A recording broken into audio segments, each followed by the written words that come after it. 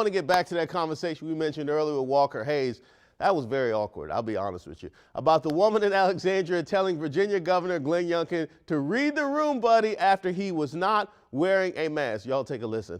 I'm gonna work. I like the fact that I got to be on the side with somebody who said, read the room, buddy. I think it's the first time in my life I've ever been on the side of somebody who did this or somebody who said, read the room, buddy. Anybody who's ever used buddy, I've never been on their side.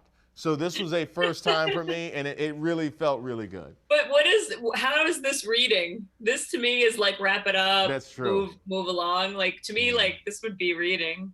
Read it. Read the room. I have gotten a lot of this, speaking of comedy.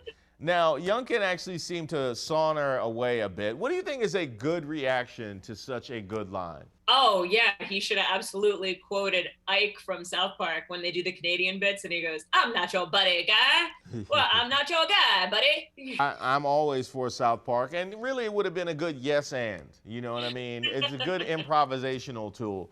What was the more memorable political heckling moment? Read the room, buddy, or George Bush dodging the shoe? Both great. I think like Read the Room, buddy is great because it's so memeable.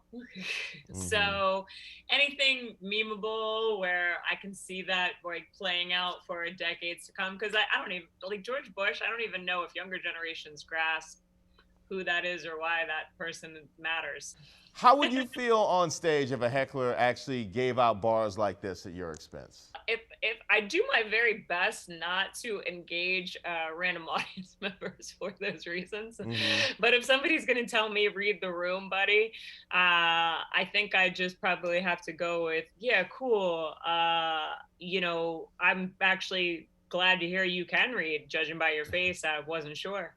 Now, if two friends do a set and friend A says, somebody yelled out, read the room, buddy, in the middle of my set, and friend B says somebody threw a shoe, who did better? Throwing a shoe is maybe just like one step above throwing like fruit. So like throwing tomatoes, is so, I don't know, physical comedy is always good. You know, but I think if somebody yells out, read the room, buddy, that person definitely bombed. But if somebody's throwing a shoe, maybe they asked for shoes to be thrown. Maybe that was a bit. Or maybe he was just making fun of the one guy and he got mad and threw the shoe. You might have done okay. I gotta be honest, whenever I see like a random shoe hanging from, you know, like a telephone wires or whatever, I think, you know what, good for that dude. He just said, I don't need both of these. It's more important for me to make my point. So I respect the person that gets rid of just one shoe.